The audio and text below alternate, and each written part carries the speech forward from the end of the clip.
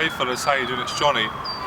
In today's video actually I want to tackle a topic that I've been avoiding a long time, and it's because a lot of my clients ask me about this, and I went through this myself, and occasionally I visit this place for a short time. I want to talk about how to better manage depression, how to get yourself out of depression and get yourself into a place of grace, into a place of feeling good. Or not even just feeling good, feeling still, feeling more relaxed. So growing up as a kid, I had so much depression because I had lots of anxieties around socialising with people, lots of anxieties around feeling that I'm not good enough in my life and so forth. All the anxieties that most of us go through growing up. Interestingly enough, growing up on a council estate where it has a certain type of there's a certain type of feel, there's a certain type of environment. And this is all again based on your own perception, based on how you feel about yourself. But for me, there was always an underlying feeling of anxiety and fear. But there was equally a feeling of excitement and wonder. So it's kind of in between these two feelings. For me, this is kind of how I see depression. There's a very fine balance, being really happy, really elevated, feeling centered, feeling in the middle where you don't feel amazing, you don't feel bad, you just feel calm. But there's also a difference between feeling terrified, feeling lonely, and feeling restless. A lot of my anxiety was restless. I couldn't sit down. I tried to read a book, I tried to put on a film, the voices came out, I felt anxious, and that's usually when the snacks start kicking in. But then there's even a deep-rooted depression, there's a dark one.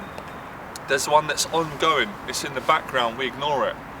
So maybe it's more pain, it's more from trauma, from childhood, or it's where you've collected lots of negative experiences but you haven't had the courage to deal with them.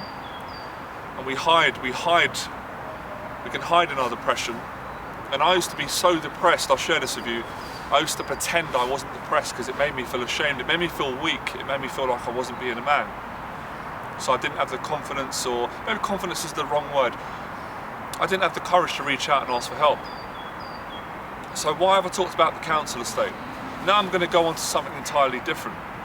I'm going to talk about the way we use our mind and how I've learned to use my mind better, thanks to great mentors that have physically taught me in the flesh, mentors that have taught me online through books, through videos, and mostly my own experience, because the mentors always shift me back to me and get me to play around with these concepts and places in our mind that we can wander off to. Now it's interesting because growing up I had a lot of insecurity. I had insecurity about stepping out of my environment. But it's kind of weird because I kind of realised that wasn't true, because growing up on a council estate I got to meet so many different types of people. I got to meet people that were actually from quite wealthy backgrounds, but they lived just on the border of the council estate. So technically they lived in the council estate, they just lived the block across the bridge. So going into different environments and being in different places in my mind, in my body. So then I started to realise my depression's in my mind. My depression's not in my council flat.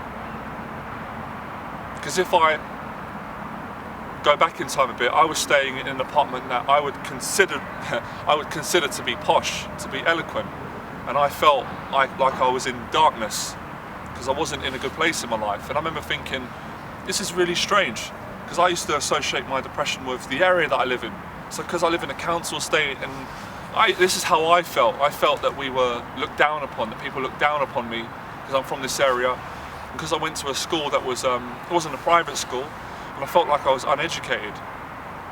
But then as I got older, I started to improve myself, I started to grow, get new experiences, develop more self-confidence, self-esteem. I started to realise it doesn't really matter where I go because I take the feeling with me. So when I went back into the council estate, I felt good about myself. So I got to revisit these dark places but with a different feeling. Then I realised the depression lied in the way I was thinking, the story that I was creating from my thoughts, and it was about my character. I didn't have the strength in character to disassociate with certain thoughts. Say thoughts came up and said, you're not good enough, you're a fraud, you're a fake, you're hiding things from people and all this sort of stuff. I would, that's me, it wasn't me. That's not who I am, that's not who you are. but I wouldn't know how to get out of that place, and I would have to kind of associate with, oh, I'm feeling like this because I'm in this bed sit. I'm in this bed sit in Fulham Broadway. It's interesting because Fulham Broadway is a very posh, rich area. So I moved to Fulham Broadway, but I still had depression because the depression was in my thinking. It was the way that I associated with thoughts and feelings. And then I remember the other day, I'm feeling good, and I'm sitting down and I'm in this fancy hotel in central London. And it just dawned upon me. I thought, oh wow, oh fuck, how did I get here? I'm the council estate kid, looking out the window at the flyover and the football pitch and all the noise and all the police sirens. What am I doing here? And then another voice said, you created this. You thought about it, you're here. So I started thinking, fucking hell, sorry my language, sorry my French, I'm half Irish. I can think my way out of depression. I can think my way into depression. Because I used to think, the only thing that can get me out of depression is money. So I'm depressed because I can't make money. I don't deserve to make money. Money's bad, money's evil. Because that's what I was led to believe. But then I thought, who actually told me that? My family didn't tell me that. I don't remember my friends saying, Johnny, money's evil, don't make it. All right, I won't make it. But there were certain beliefs around money. So I thought, I'm depressed because I can't make money. I'm depressed because I live in a council flat. But when I made money, and I lived in a posh place, I was still depressed. So it's got nothing to do with money. But they say money doesn't matter. But you try telling that to a guy who's starving and eating ravioli in a tin and signing on job seekers allowance. Money does matter. But money's not more important in the way we think. So mind over matter, or matter over mind.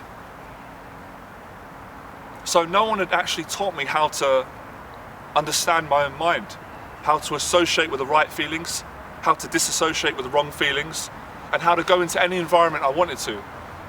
So sitting in this place now, in this lavishing place with the nice lights, with a wonderful service, yes sir, what can I get you? I'm not used to this. I'm used to, what do you want mate? A bag of chips, a sausage and batter? I'm used to that. But part of me feels, I am used to this. Because I'm connected to all this. I can go anywhere. I'm a nobody. The reason I'm a somebody is because I'm a nobody. The reason I'm confident is because I know I'm the opposite. The reason I'm secure is because I'm insecure. The reason I'm strong and I'm masculine and I'm an alpha male is because I'm very weak, I'm very vulnerable, I'm very meek, I'm very brittle. You could hurt me, you could make me cry. So I started to realise this is exciting. I've got the power over my own mind. I've got the power over my own feelings. Even though when I watch this television and it sends these wavelengths through and it touches me, it makes me feel depressed. The news. Deaths, destruction, distrust, bringing people down. I want to bring people up. I can do that in my thinking. So I started to appreciate it. I thought, of course I deserve to be in it. Everyone deserves to be in it. I'm sitting around looking at people. I'm looking at businessmen. I'm looking at creative people. I'm looking at myself. I'm drinking a coffee. I feel relaxed, I feel myself. And I thought, this is how I felt in moments when I was with my dad, when my dad took me to play football on the council estate. This is how I felt with my friends on the council estate. When we play football all night till it got dark, then we'd go to my house and we'd play Street Fighter. It's the same feeling. It doesn't matter where I go, it's in me, it's in my thinking, it's the feeling. This is the feeling when I'm with a very beautiful woman I'm in love with. But then I remember thinking one day, I don't just want to feel good when I feel good. I want to allow myself permission to be human and to be vulnerable and to sometimes feel negative. Because I love Tony Robbins, full respect to Tony Robbins, he's a great man.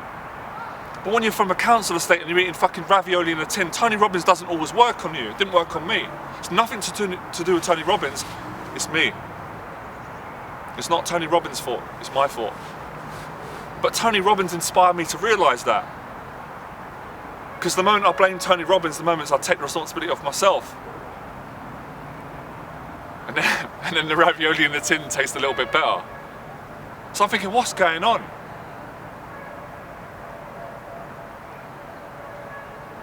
So what my message is, if I can put it into a contextual language to explain it to you,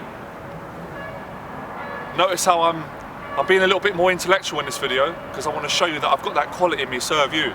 Because when I was on the council estate, I was fed to believe I'm not intellectual because I had an idea about what intellectual meant. I thought I had to read a certain amount of books. I thought I had to walk down the street and get a certain amount of looks. I thought I had to be like these people. Then I thought, who are these people? Who's this person? Then I realised I'm all of these people. So why am I socially anxious? Why have I got so much social anxiety? How can I be afraid of people? They are me. I am people.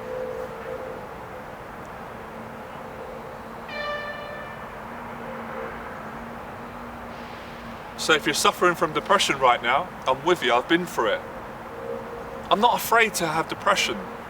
I'm not ashamed to have depression. I don't need to go to a doctor to get diagnosed, to take medication, to drug me up, make me feel worse into a zombie. I can sit in that place of depression. I can suffer, but I can be fully aware, fully conscious that this suffering is only temporary. This temporary suffering is going to bring me on to something bigger and better. What empowered me was not climbing out of my depression and feeling amazing, feeling good, feeling connected, and getting rid of that social anxiety, and getting rid of all the labels and all my fears and insecurities, and being able to go into different environments, the council estate, the posh hotels, anywhere I want, parks, coffee shops, you name it. What excited me was the confidence, the appreciation and the humbleness to be able to be in a depression and be okay with it, be okay to come out of it. So your depression right now is it's in your thinking. Don't panic if you fall into depression. Don't get too excited if you come out, it could return. I'm not separate from depression, I am depression. I'm here to depress you now through this video, but I'm here to uplift you. Would you believe me if I told you I climbed out of depression because of depression, not despite So I am depression. Of course I'm depression. I'm same as you. Show me a successful man who's never had depression, I'll show you a liar. Show me a beautiful woman who's never fell into a dark day of the... We're all depression.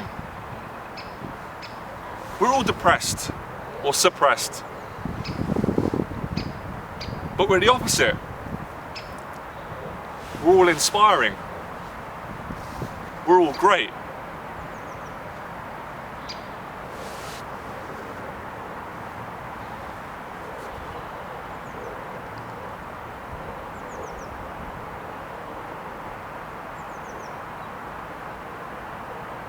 My talent came from my depression. Enjoy the process.